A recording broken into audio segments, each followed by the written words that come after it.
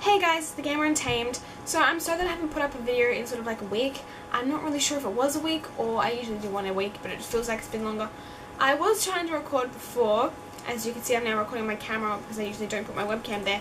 My webcam's being stupid and stopping and starting and not responding, so I'm going to give that a miss and chuck it in the bin and get a new camera for recording videos. Otherwise I've just used my Canon, but I don't really want to. So what I'm going to do today is I'm going to talk about my top 5 games of 2013. I hope you enjoy the list I have. I'm not going to do top 10. I'm going to be indie and do a top 5. This is 10. I'm doing 5. Bam. Lego. So number 5 on my list is Remember Me, and this is the one game that I didn't review for some strange reason. I'm not entirely sure why. I think I just got bored and lazy and put it off numerous times, and then new games came out. So, but that doesn't mean I didn't like the game. I did like the game. It was really good. The voice acting surprised me because I thought it was going to be sort of an indie game. Was not. It was very good. I don't think many people played it as much as I thought it would. I mean, it didn't get much hype, which I was kind of sad about because the storyline is amazing. It's so good. I mean, you think about it. When you can alter your memories and have your memories to, you can keep your memories forever no matter what they are. I don't think I'd want to remember everything that's happened to me in my life, especially all the times I've almost got run over. Some things you rather forget. But it's an interesting ideal, and I think it reminded me a lot of the Deus Ex storyline and augmentations and genetic modification, and I love that theme. I'm obsessed with it. It's so good. But I think what really captured me about Remember Me was the start of the game. I'm like, it's amazing because the way the graphics are gorgeous, and they don't falter when you have cinematic scenes and then the gameplay, and it's fantastic. It's so exciting. Why you turn off anyway? I really loved it. So yeah, I think that it was more that I like the sort of scene and scenario of the story, which is why I liked it so much. But that was my number 5.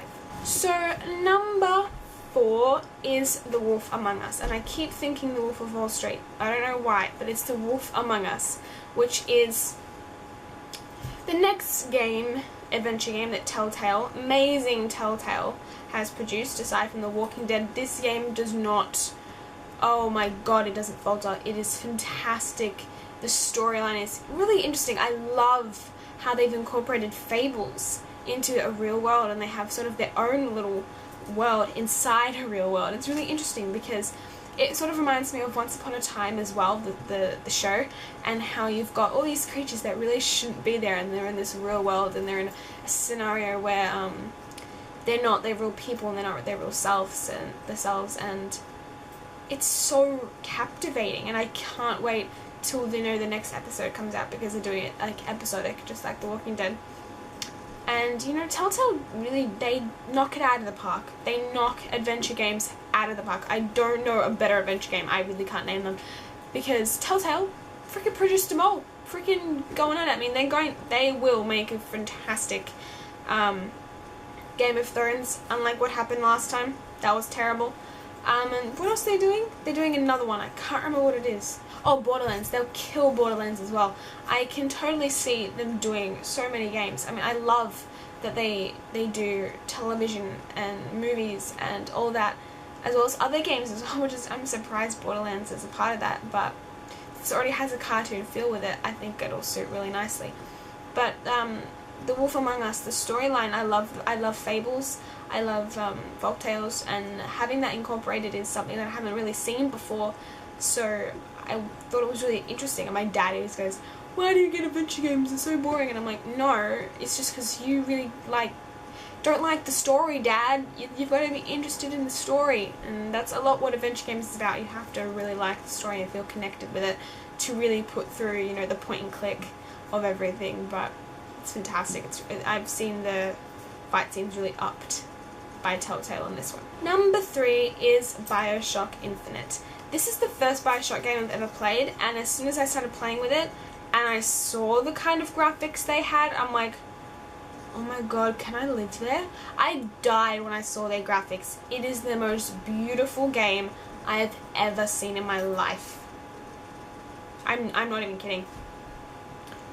The world is so beautiful, but then I love this contrast. The world is so beautiful, but the world itself is the darkest place and completely twisted and mortifyingly morbid.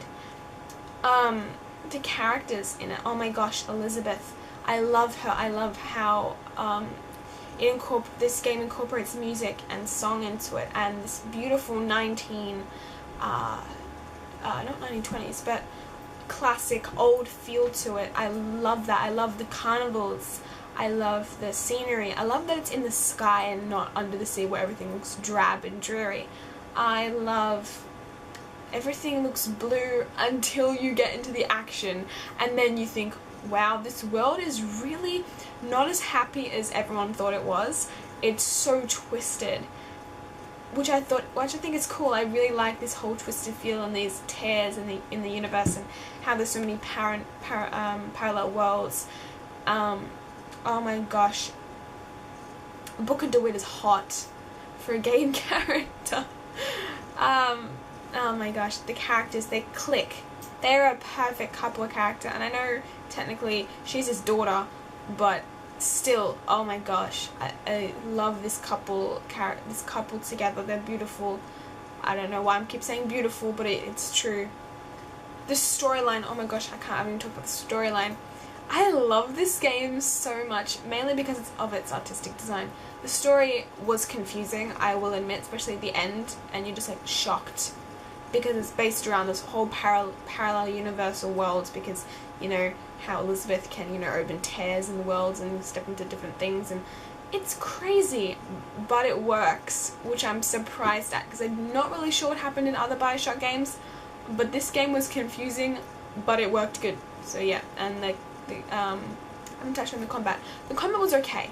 I didn't mind it, but I thought it was a little more difficult than it needed to be. Mainly in the way the AI are pretty smart, but then you get to like this one scene at the end and you're just like, shit, I have to replay this over and over again, and that was probably the main difficult point in combat. But it's fantastic. I loved it. Number two and number one are really hard to place for me, because they're so similar in a obviously not in a storyline way, but in mainly with characters. I feel like they're quite similar, especially with the girls. They freaking look the same. Number two for me, though, is Beyond Two Souls. Oh my god, when I played Heavy Rain, Quantic Dream, you guys are fantastic. I love the way you tell a story, because it feels like a movie. Beyond Two Souls felt like a movie all over again. I love, though, that they upped the combat in this one and they made it more interactive, aside from you press a button and it was like slow-mo. But here you really do... some people don't like it, but I really did like it. I thought the controls were pretty good, especially as far as combat goes. And it wasn't the kind of combat that we're used to in, you know, action games, because this game is completely... I don't even know what to classify it as. It's not point and click. You really are moving. And I mean, I'm not a whiz with the controller. Obviously, people know this. I'm wanting to sell my PS3, but these kind of games I can do, reason I really like Quantic Dream. Their story, I love Aiden, and I love the characters, and I love the actors. Oh my gosh, these actors! I love how they're taking freaking face and putting on the character. It just makes it so more realistic and feels so much more like a movie, an interactive movie, which makes any game, I think, far more intriguing to play. Storyline that shows you, what's her name? Jodie's life from child to adult until the end, and it left it open to make another one, which I thought was quite interesting. I don't know if they will, but it was quite interesting to see the ending. Obviously not going to spoil that for you, but I did think that the jumbling of her life could have been done better. I didn't mind it, but I didn't like it. Surely, I think it would have suited better from start to finish. I know that would have been a little more bland, a little more boring. They want to have action in there, but or at least go adolescent kid and don't then just jump to adult. I think that's a bit far-fetched because it does get a bit confusing, and you do need to make sure you're paying attention. I mean, if you miss one thing, you might not understand the next. But a lot of people don't like the combat, totally understand. For me, it's easier because I have sucker controls. The voice acting obviously was beautiful with these fantastic actors that are playing these characters both in motion and with face capture and with voice. So, you know, I can't complain with how amazing this is. It reminds me a lot of the next game we're going to talk about, which is my number one, which is The Last of Us, which is fantastically the most produced by the critically acclaimed, who are they, Naughty Dog, and their Uncharted series was a hit, and now you've got The Last of Us, the apocalyptic world of The Last of Us. This game was an emotional roller coaster. In a way. I didn't cry as much as I thought I would. I cried at the beginning, and I cried when there was an Ellie scene, which really got to me. The storyline is it's a growth of friendship, really, as it passes through a year, and it goes through different months, so you experience the harsh nature of, you know, winter especially, which was very good. That was a really interesting one, especially with a lot of the scenes with Ellie were all Ellie. You weren't really playing Joel, you were playing Ellie, and she's such a strong character for a young girl who I think is younger than me in the game. I mean, she's put in a universe where she really didn't know what was out there before, and then she comes out into the outside and you see these creepy ass creatures. And what I love about this is that it's not about the virus, and it's not about the zombies. It's about the relation with the humans and the relation in society, and how people are really struggling to survive, and it's everyone for themselves. You stick with your group or you stick on your own, and that's all you've got. You cannot intertwine because it's not going to work out for you. People are fending for themselves in a world where it's really, really hard to even get food and to get weapons and supplies because everyone doesn't want to die. And then you think about it, why can't you just all build a community and live off that? And you wouldn't have to have any problems. But as a society, I completely understand how difficult that probably is for these people, especially in a world like that is an apocalyptic world. The voice acting was no short of amazing. That's what really makes the characters click and make. I loved Ellie so much. I mean, she got in the way sometimes, but she's really strong and really brave character, which makes you want to look up to her. And her and Jodie really are quite similar. As I said, the storyline is amazing. It's really complex and really interesting and intriguing. Of course, the graphics are amazing. I'm looking at my poster over there because I've got a poster of The Last of Us poster on my wall.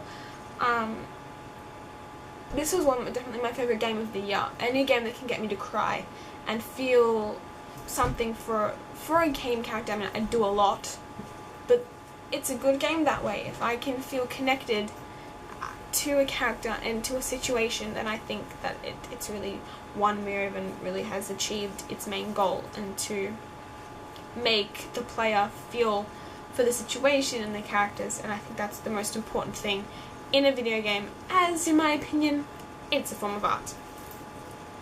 So those are my top 5 games of 2013. Those are the best ones in my opinion.